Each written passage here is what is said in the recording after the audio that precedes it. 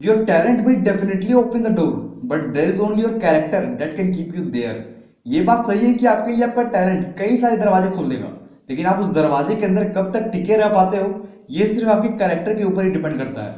नमस्कार दोस्तों, मैं विकी सौर वापस आ गया हूँ डिस्ट्रीम पे एक और शानदार वीडियो के साथ, जहां हम बात करेंगे भारत की पूरी स्टार्टअप इकोसिस्टम के अंदर एक बैड बॉय का टैग लेने वाले बंदे राहुल यादव के बारे में। कैसे राहुल यादव ने एक टाइम पे भारत की fastest growing startup housing dot com को बनाया, लेकिन फिर कुछ इनकी अपनी ही गलती के कारण इनको अपनी कंपनी से बाहर निकाल दिया जाता है। तो ज्यादा नहीं बोलूंगा, बस यही बोलूंगा कि अगर आपको फ्यूचर के अंदर कभी अपना स्टार्टअप खोलना है तो ये वीडियो आपको जरूरी दिखनी चाहिए, क्योंकि एक स्टार्टअप फाउंडर के अंदर क्या क्या क्वालिटीज होनी चाहिए, कैसे एक सक्सेसफुल स्टार्टअप रन किया जाता है, कैसे फाइनेंस मैनेजमेंट किया जाता है, क्या क्या लीडरशिप क्वालिटीज होनी चाहिए स्टार्टअप फाउंडर के अंदर, ये सारी टॉपिक के ऊपर आपको डिटेल में पता चलने वाली है इस वीडियो के अंदर।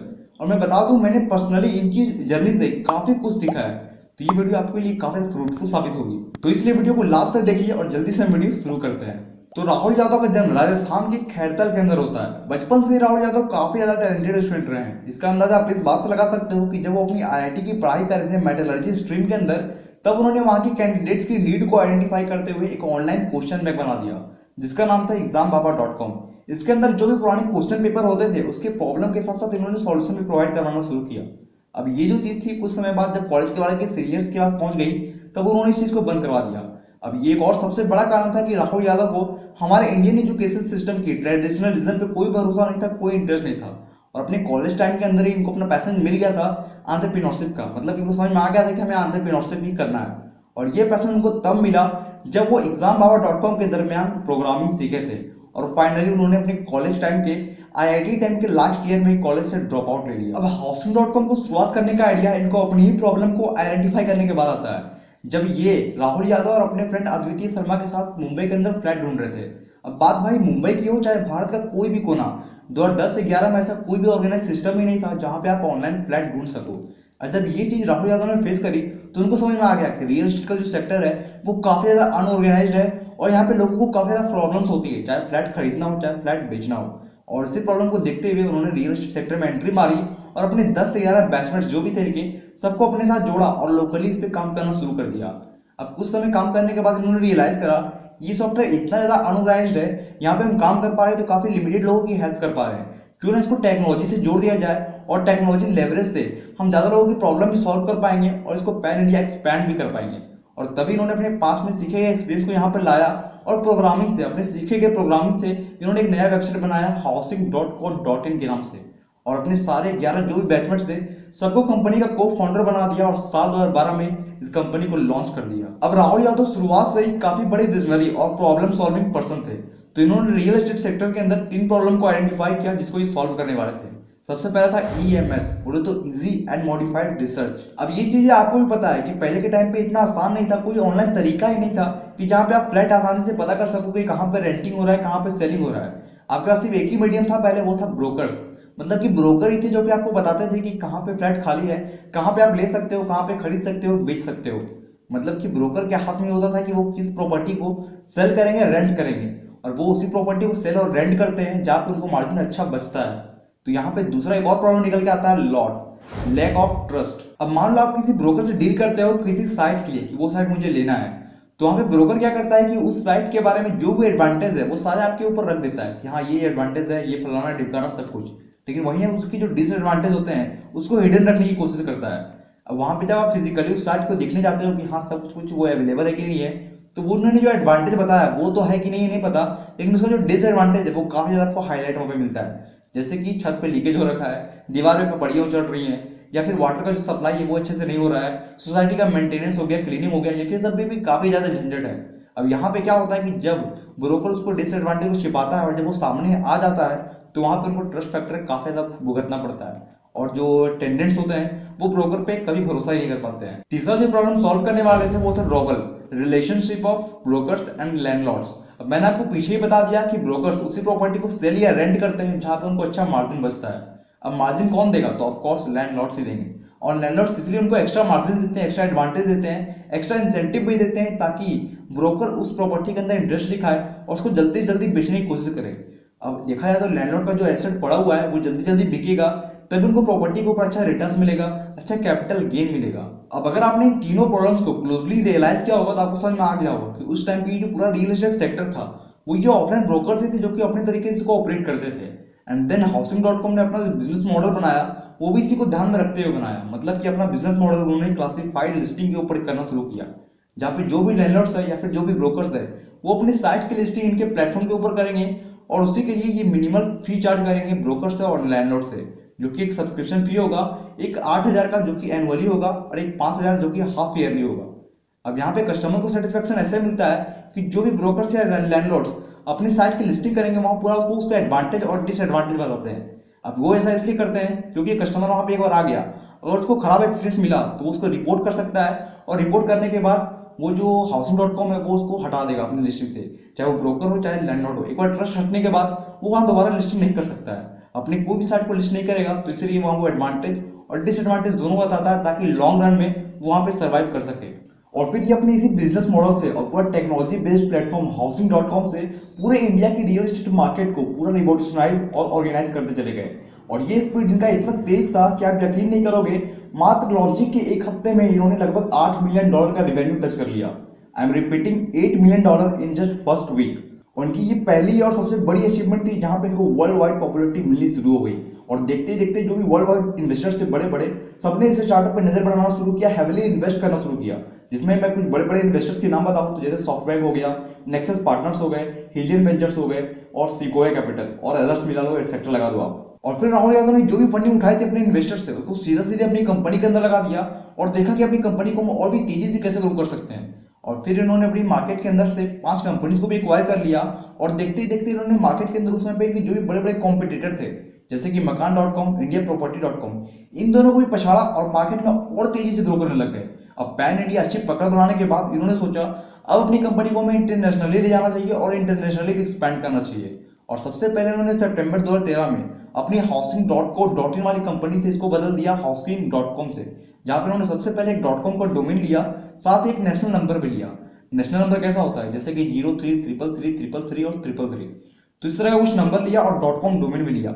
और इन दोनों की परचेजिंग के लिए उन्होंने उस समय लगभग $1 मिलियन खर्च करा था। और फिर अपने इसी मिशन पे काम करते हुए इन्होंने इस पर रिसर्च करना शुरू किया कि हम इंटरनेशनली और भी किस तरीके से अच्छे से एक्सपेंड कर सकते हैं। और इसी एक्सपेंशन के लिए उन्होंने सबसे पहले वो गए जापानी इन्वेस्टमेंट फर्म सॉफ्टबैंक के पास और वहां से उनको कन्विंस किया और वहां से लगभग 550 करोड़ की फंडिंग उठाई।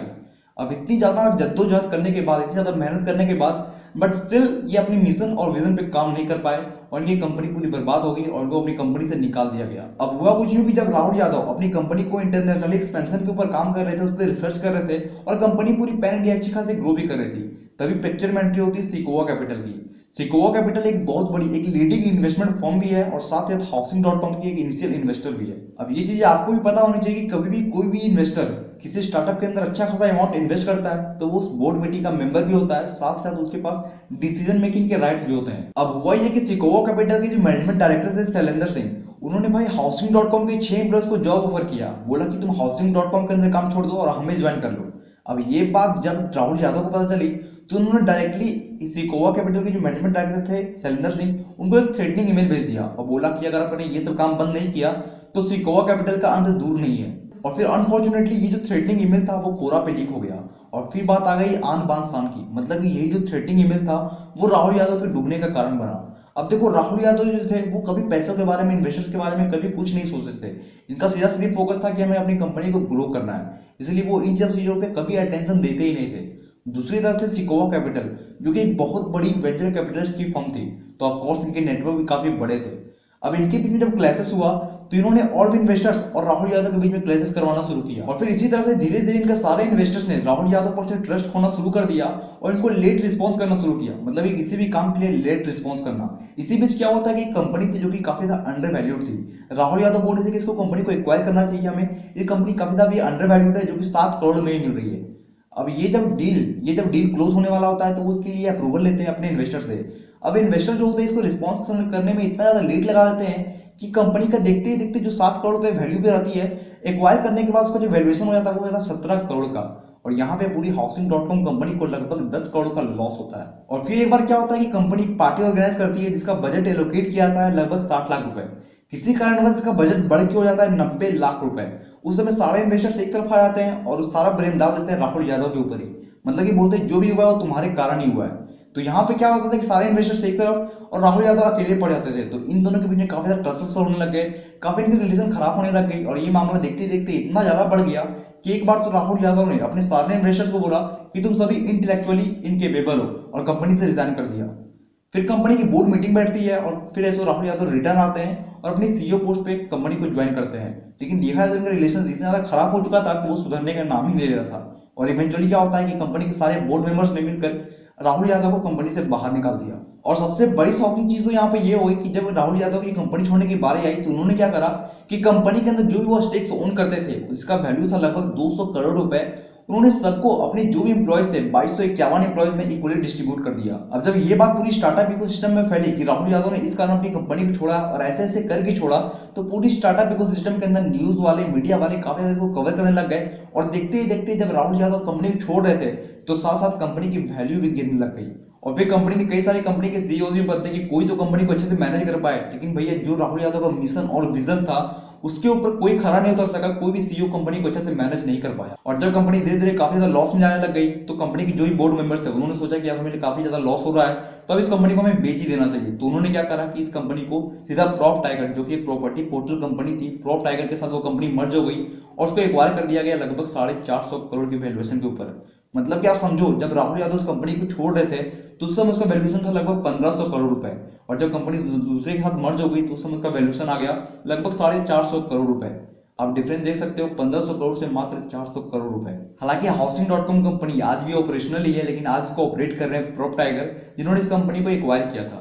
अब बात करें राहुल यादव के बारे में कि आज ये कहाँ पे हैं, तो राहुल यादव उस कंपनी को छोड़ने के बाद ये एक और कंपनी शुरुआत करते हैं जिसका नाम होता है इंटेलिजेंट इंटरफेसेस। लेकिन ये भी कंपनी कुछ खास कमाल नहीं दिखा पाती है और अपने शुरुआती दिनों में ही फेल हो जाती है और राहुल यादव को भी यहाँ भी एक फेलियर ही मिलता है।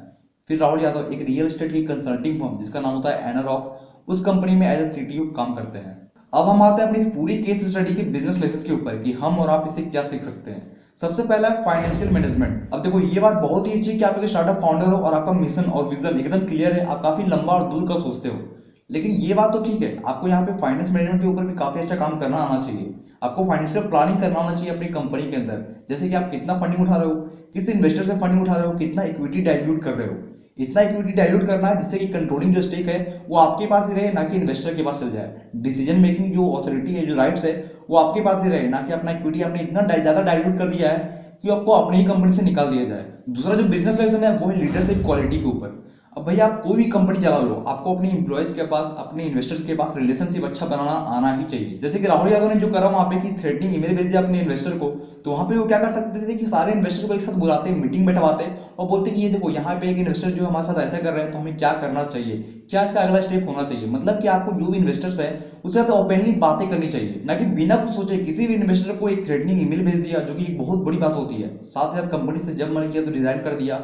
मतलब कि इन्वेस्टर के साथ खुल के बातें नहीं करना है, क्या प्रॉब्लम है उसको हम कैसे सॉर्ट आउट कर सकते हैं। और तो किसी को इन्वेस्टर को हार्डवर्ड बोल देना, जो कि आज के टाइम पे बहुत ज्यादा आपको रिजाइन करवा सकता है अपनी कंपनी के अंदर से, साथ साथ आपको बर्बाद कर सकता है, आपके लिए डाउनफॉल का सबसे बड़ा कारण बन सकता है। हालांकि कंपनी छोड़ने के कुछ समय बाद राहुल यादव ने भी अपनी गलतियों को रिकॉग्नाइज किया और बोला कि ये मेरा इमेच्योरिटी था जो कि मैंने कंपनी के अंदर दिखाया था, मुझे इन्वेस्टर के साथ अच्छे से बैठ कर बातें करनी चाहिए थी कि मैं इसको कैसे रिजॉल्व करूं। मतलब कोई प्रॉब्लम आ रहा है तो उसको कंपनी के बोर्ड मेंबर्स जो भी बैठते हैं मीटिंग के अंदर, उनके साथ अच्छे से बैठ के इसको रियलाइज करना चाहिए। और उन्होंने सीखा भी कि किस तरह से कंपनी के फाइनेंशियल से मैनेजमेंट करनी चाहिए और किस तरह की लीडरशिप क्वालिटीज होनी चाहिए स्टार्टअप के फाउंडर के अंदर।